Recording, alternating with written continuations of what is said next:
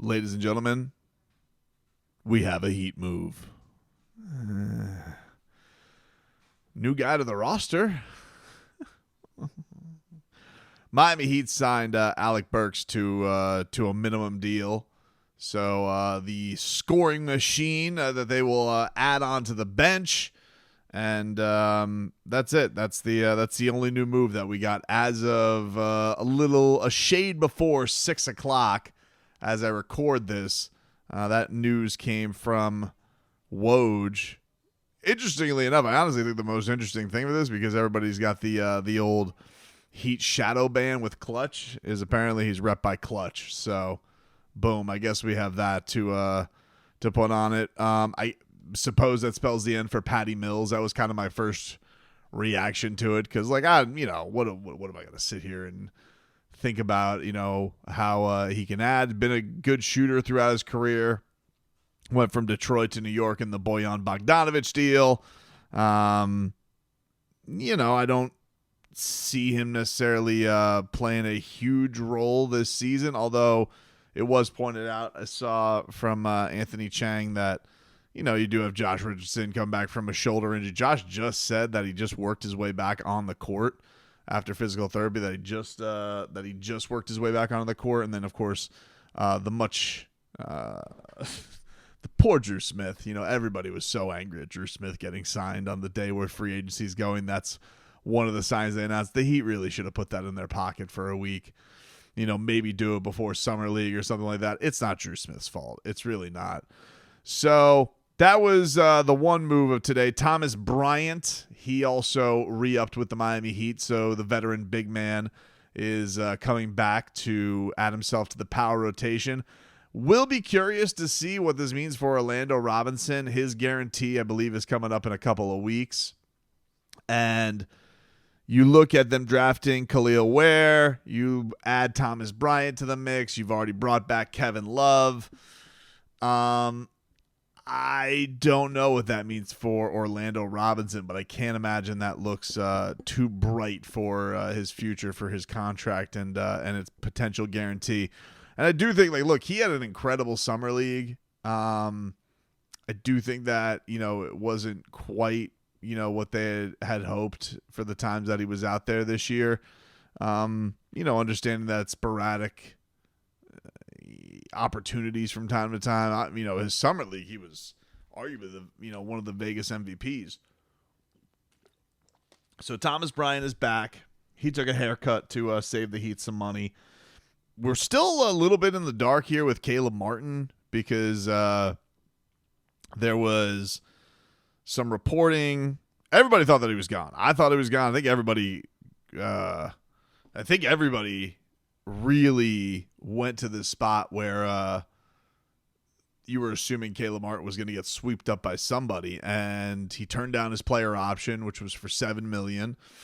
And a lot of the word was that he was going to make $15 a year.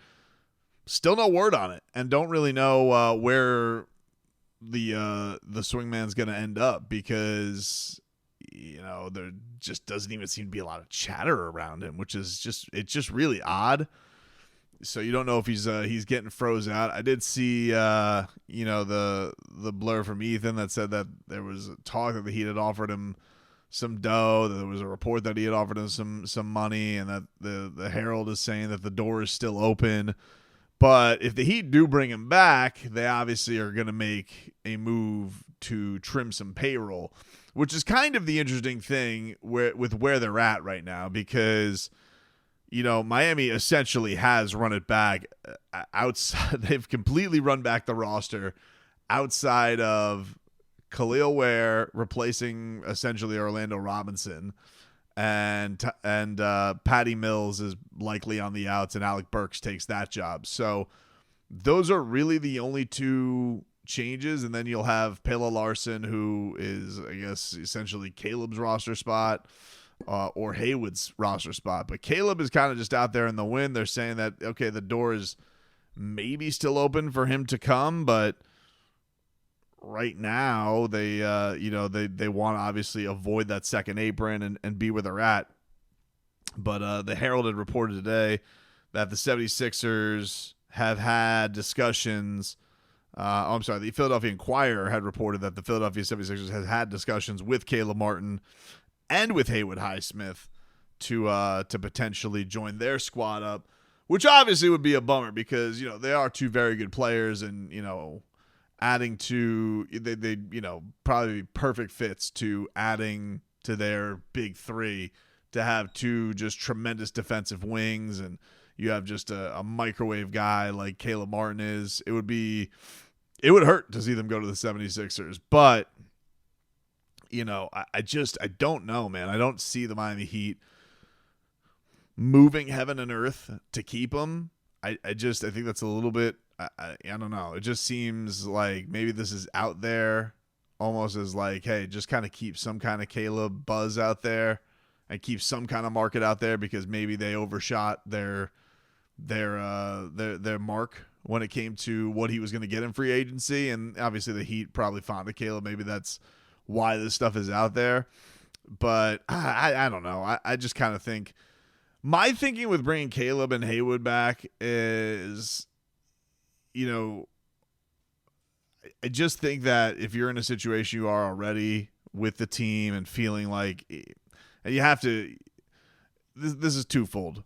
With the way the roster is right now and hoping that you're going to get more out of Jaime offensively, knowing that he's not the defensive player nearly that Caleb is, you know, it's just like, well, what is going to be the give and take there on minutes, production? You know, Caleb was essentially the starter for last year. This year, he's definitely going to be on the bench. It's just like, you know, where are you going to find all of these minutes? And you're going to do that at a price of, you know, $13 million, you know, $12 million to try and make this happen. And then if you were to keep him, I guess you're going to have to make a congruent move to get yourself under. And that's kind of the other interesting mystery with all this is like, who is going to be that guy? Because the DeMar DeRozan stuff is very weird. There was a report today that worded the Heat as the slight favorite to get DeMar DeRozan, even though it appears like the Lakers are out because LeBron James signed his deal. I guess it's not done, so he could still do some maneuvering, but it appears LeBron James is not taking that discount that he had maybe offered for Klay Thompson. So the DeMar DeRozan thing, it looks like the Heat, kind of are the only taker on it right now, or the only, and I don't, you know, that would, I guess, have to be a sign and trade. And then so you're thinking to yourself, well, who are the Heat going to ice out in this whole situation? You know, are they going to go into this and are they going to get rid of Terry Rozier? Are they going to get rid of Tyler?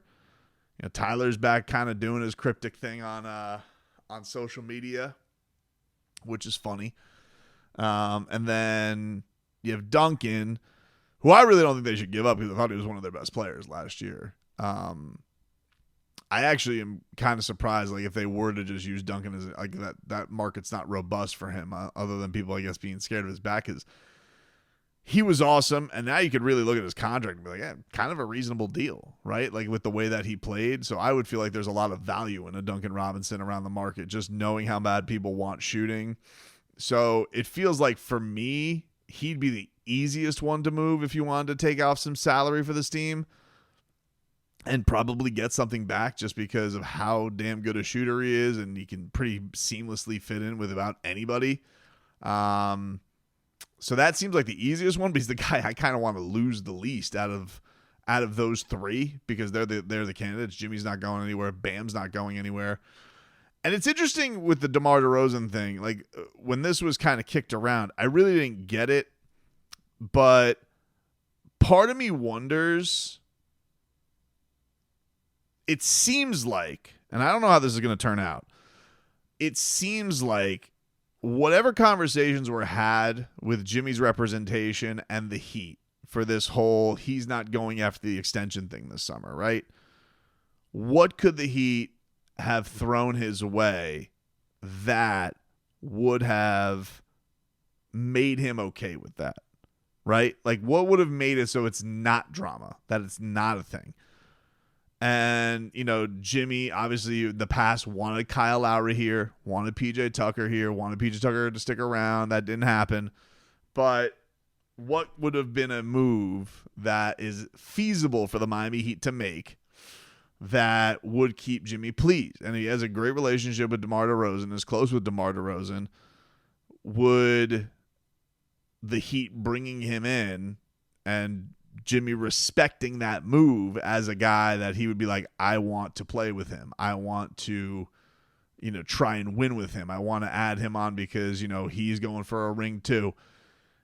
Is that part of this, right? Like, because DeMar DeRozan doesn't feel like the best basketball fit in the world. So I've been trying to wrap my mind other than just, it's adding talent. It's adding offensive punch, which is something the Heat need, but it's not, it's not a perfect fit because he's not a guy who really stretches the floor.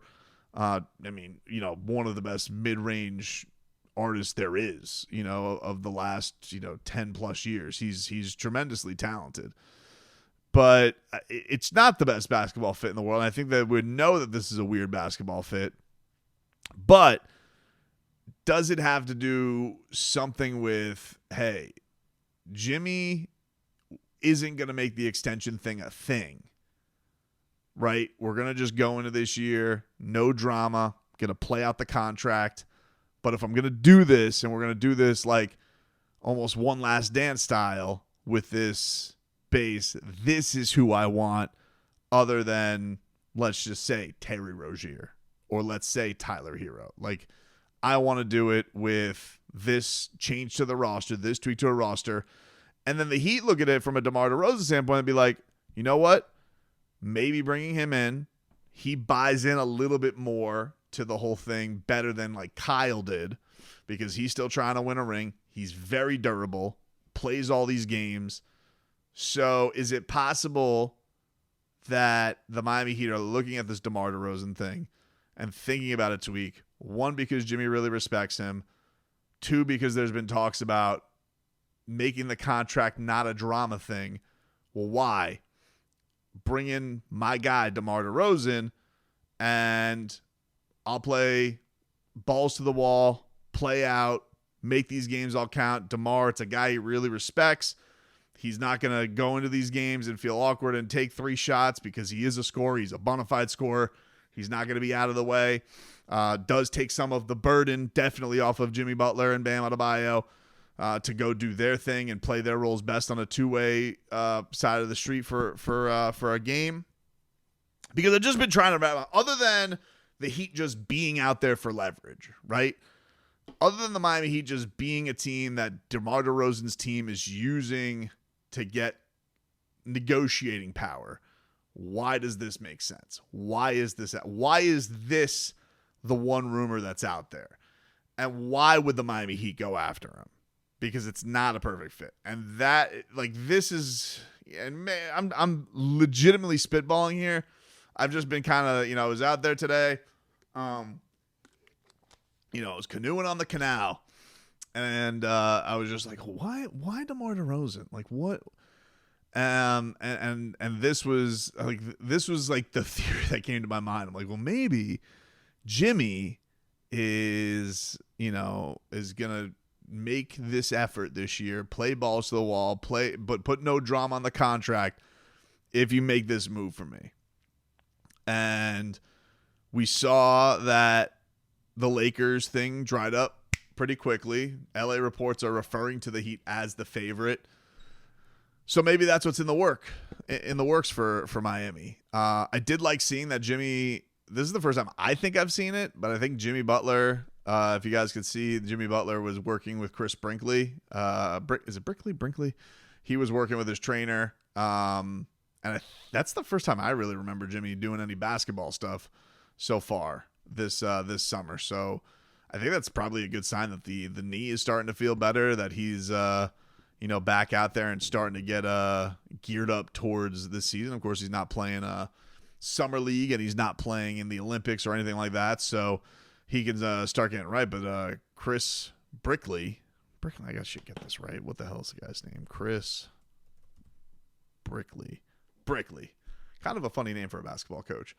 who's been working with like KD and worked a little bit with Jaime this summer. But we know that Jimmy's kind of been like that's like his guy that he like will travel with and is like, he goes to Jimmy. Usually everybody kind of goes to his little New York place.